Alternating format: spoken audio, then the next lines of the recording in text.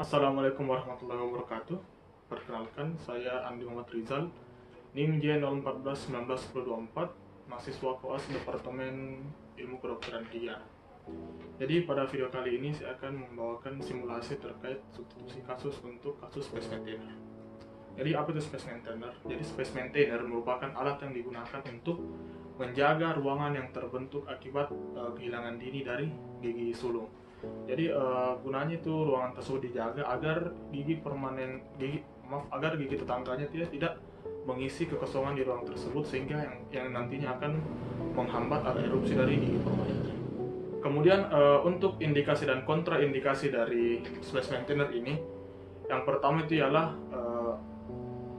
adanya kehilangan gigi sulung, kehilangan dini gigi sulung, di mana gigi permanennya itu belum erupsi. Kemudian setelah dilakukan analisis Moyers dan ternyata didapatkan bahwa ruangan yang tersedia itu ruangannya cukup atau berlebih. Kemudian untuk kontraindikasi itu yang pertama ialah apabila dilakukan analisis Moyers didapatkan bahwa ruangannya ternyata dia kekurangan, maka dia sudah tidak diindikasikan untuk di perawatan space maintainer, melainkan perawatan space regainer. Kemudian kontraindikasi juga untuk pasien yang tidak kooperatif. Kemudian dikontraindikasikan juga ketika kehilangan dini gigi sulung tapi tidak ada benih gigi permanen. Atau dikontraindikasikan juga untuk space maintainer jika gigi molarnya memang diharapkan untuk drifting atau bergerak ke arah mesial. Kemudian untuk skenario kasusnya itu ialah jadi ada anak perempuan berusia 8 tahun yang dengan kehilangan gigi 85. Lalu didapatkan bahwa lebar mesiodistal 4 incisif serang bawahnya ialah 19,5 mm dan lebar mesiodistal 4 incisif serang atas itu 24 mm. Dan ketika dilakukan pengukuran pada regio C, P1 dan P2 kanan rahang bawah itu didapatkan nilainya ialah 21,3 mm. Jadi untuk prosedur perawatan itu ialah pertama dilakukan pemeriksaan subjektif, pemeriksaan objektif, serta pemeriksaan penunjang. Kemudian ditentukan diagnosis dan ditentukan juga rencana perawatannya. Kemudian setelah itu melangkah ke tata laksana perawatan. Jadi yang pertama itu untuk kunjungan pertama itu setelah rencana perawatan dan diagnosis ditentukan, maka selanjutnya kita akan melakukan prosedur perawatan space maintainer. Jadi yang pertama itu kita bersihkan dulu gigi dari pasien anak ini. Kita bersihkan dulu dengan kita lakukan tindakan oral profilaksis. Kita bersihkan dengan menggunakan kumis dan brush. Kemudian gigi rahang atas dan rahang bawah dari sang anak ini dicetak dengan menggunakan bahan cetak atau bahan cetak, yaitu yang biasa digunakan ialah irreversible colloid. Kemudian hasil cetakan negatif dicor dengan menggunakan gips. Kemudian hasil cor dari gips tersebut yang menjadi model positif atau model kerja yang akan digunakan untuk membuat space maintainer ke depannya. Lalu setelah itu model ini akan digunakan untuk menganalisa ruangan yang kemudian akan dimasukkan ke dalam tabel Moyers. Jadi dalam space maintainer ini ada 3 ruangan yang krusial untuk dihitung dan dianalisa. Yang pertama itu available space. Jadi available space ini merupakan ruangan yang tersedia dari distal I2 hingga ke mesial M1 permanen, atau dengan kata lain ruangan yang nantinya akan ditempati oleh C, P1 dan P2 permanen. Kemudian untuk workspace ini merupakan ruangan yang dibutuhkan agar gigi permanen ini dapat tumbuh. Jadi untuk penghitungannya itu dia menggunakan hasil dari analisis penjumlahan dari ukuran mesiodistal dari keempat incisif serang bawah. Kemudian selanjutnya itu leeway space. Jadi leeway space ini dia merupakan selisih dari available space dan requirement space yang nantinya akan digunakan menentukan apakah space maintainer ini dia masih diindikasikan untuk dilakukan atau dia sudah dikontraindikasikan dan sudah diindikasikan untuk melakukan space regainer. Jadi yang pertama itu kita akan membahas mengenai required space.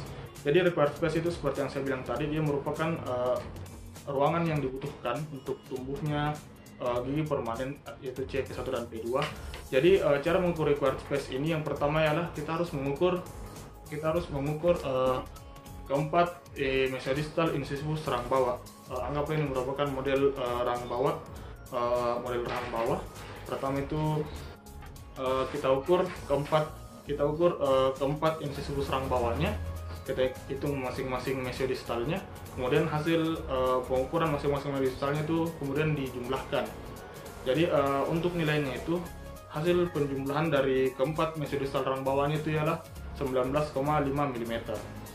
Nah, kemudian setelah dapatkan nilai itu 19,5 mm, kemudian nilai tersebut kita masukkan ke dalam tabel Moyers. Jadi dalam tabel Moyers ini pertama itu kita menentukan, kita mencari dulu untuk jenis kelaminnya, yaitu jenis pada bagian jenis kelamin perempuan. Kemudian setelah itu kita masuk pada baris probabilitas. Jadi untuk bagian probabilitas kita pilih probabilitas 75%. Kemudian setelah mendapatkan pada bagian wanita dan probabilitas 75%, kita cari angka yang didapatkan tadi, yaitu angka penjumlahan dari 4 incisivus rahang bawah, yaitu 4 angka 19,5 mm. Kemudian setelah itu akan didapatkan pada tabel Moyers itu nilai dari tabel tersebut. Hasilnya itu adalah 19,6 mm. Nah, 19,6 mm inilah yang merupakan required space. Kemudian setelah itu setelah dapatkan required space, maka kita mengukur available space. Jadi available space ini merupakan ruangan yang tersedia, ruangan yang nantinya akan dibutuhkan untuk erupsi C, P1 dan P2. Jadi cara mengukurnya itu adalah dengan mengukur dari distal I2 hingga mesial M1 permanen.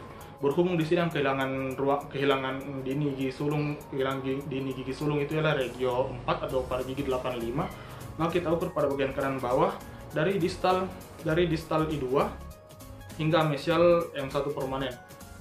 Untuk mengukurnya ini diharapkan tidak menggunakan jangka, karena jika kita menggunakan jangka maka hasil pengukurannya itu adalah hasil pengukuran garis lurus, sedangkan pada I2 dari I2 hingga molar pertama permanen itu dia berbentuk dia berbentuk garis lurus, namun dia agak membengkok, itu mengikuti lengkung rahang. Maka dari itu ada baiknya untuk mengukur ini dia menggunakan clamer, yaitu ada baiknya dia menggunakan clamer 0,6 mili untuk mendapatkan alat ukur yang cukup stabil dan tidak mengikuti lengkung rahangnya. Jadi setelah diukur available space-nya itu didapatkan available space-nya itu ialah 21,3 mm. Jadi kemudian kita mengurangkan antara available space dengan required space. Jadi setelah kita mengurangkan antara available space dan required space, baru kita mendapatkan leeway space. Dan leeway space yang didapatkan itu ialah 21,7 dikurang 21,3 dikurang 19,6 mili, yaitu didapatkan 1,7 mm. Jadi didapatkan leeway space untuk regio rahang bawah kanan itu ialah 1,7 mm. Nah, kemudian apakah dia diindikasikan untuk masih diindikasikan untuk space maintainer atau sudah diindikasikan untuk space regainer itu? Jadi menurut Nance itu batas leeway space itu yang masih diindikasikan, yang masih dapat diindikasikan untuk menggunakan space maintainer itu yang untuk rahang bawah itu ialah 1,7 mm per regio, dan untuk rahang atas ialah 0,9 mm per regio. Jadi angka 1,7 mm ini masih sesuai atau masih sesuai dengan kriteria yang ditentukan oleh Nance, maka masih diindikasikan untuk melakukan perawatan space maintainer. Kemudian untuk desain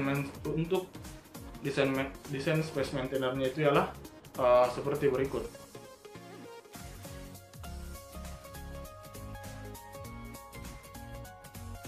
Kemudian setelah itu kita mengirimkan hasil desain alatnya dan model hasil cetakannya itu ke lab untuk dibikinkan space maintainer, dan kita instruksikan pasien untuk pulang terlebih dahulu dan untuk datang ketika space maintainer ini dia sudah jadi atau pada kunjungan kedua. Kemudian pada kunjungan kedua, ketika alat space mentor ini sudah jadi, kemudian kita instruksikan pasien untuk datang dan kita try-in-kan space mentor ini kepada pasien. Apabila sudah cocok, maka kita bisa melakukan insersi kepada pasien. Jadi pada saat kita insersi, kita cek apakah tidak ada bagian dari alat yang tajam. Kemudian kita cek juga adaptasi dan kecekatan alatnya, dan kita cek juga bagaimana komponen retensinya, apakah dia betul-betul bersifat retentif. Kemudian setelah itu, setelah semua sudah sesuai, lalu kita berikan instruksi kepada pasien, yaitu pertama itu bagaimana cara melepas dan memasang dari alat space maintainer ini. Kemudian kita instruksikan pasien untuk menjaga OH-nya atau rajin menyikat gigi, dan menjaga dietnya itu menghindari makan makanan lengket dan memperbanyak makanan-makanan yang berserat seperti makan buah-buahan dan makan sayur-sayuran. Kemudian kita instruksikan juga kepada pasien untuk menghubungi, kita instruksikan kepada pasien atau orang tua pasien untuk menghubungi dokter gigi apabila dirasakan keluhan. Kemudian pada kunjungan selanjutnya atau pada 1 minggu setelahnya itu kita melakukan kontrol kepada pasien. Jadi kita kontrol, kita tanyakan kepada pasien bagaimana kenyamanan pasien terkait alatnya. Lalu kita cek juga bagaimana kondisi jaringan lunaknya, apakah dia ada lesi misalnya, atau apakah ada lesi yang terkait dengan alat tersebut atau piranti tersebut. Kemudian kita cek jaringan lunaknya, bagaimana kondisinya, apakah dia tetap terjaga ataukah dia sudah terjadi gingivitis atau ada penumpukan plaque atau kalkulus. Kemudian kita cek juga kondisi gigi permanen yang akan erupsi kita cek juga gigi permanen yang akan erupsi yang ditutupi oleh space maintainer tersebut. Terima kasih banyak atas perhatiannya. Sekian video dari saya. Assalamualaikum warahmatullahi wabarakatuh.